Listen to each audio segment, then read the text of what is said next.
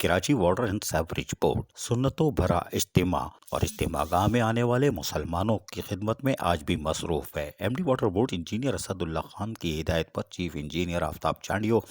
سپرنٹینڈنگ engineer غربی اویس ملک اور XEN Orangi واثق Hashmi نے جہاں کاموں کو جاری رکھا، وہیں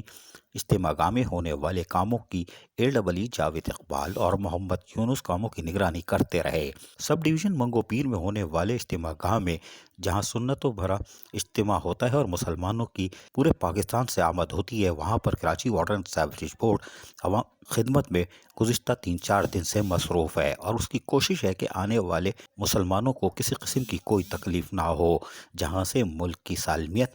خوشحالی کے لیے دعائیں بھی کی جائیں گی اور پورے عالم اسلام کے مسلمانوں کے لیے دعائیں خیر ہوگی۔ سالانہ اجتماع گاہ میں ہونے والے اس اجتماع کے موقع پر Karachi water and sewerage board کی دل کی گہرائیوں سے خدمت یقیناً قابل تعریف ہے اور ضلع غربی سے تعلق رکھنے والے Karachi water and sewerage board کے افسران کی کاوشیں بھی خوش آئندہ ہیں اور یقیناً یہ ثواب کا کام ہے۔ عزیز عارف، KBS بلدیاتی نیوز، کراچی۔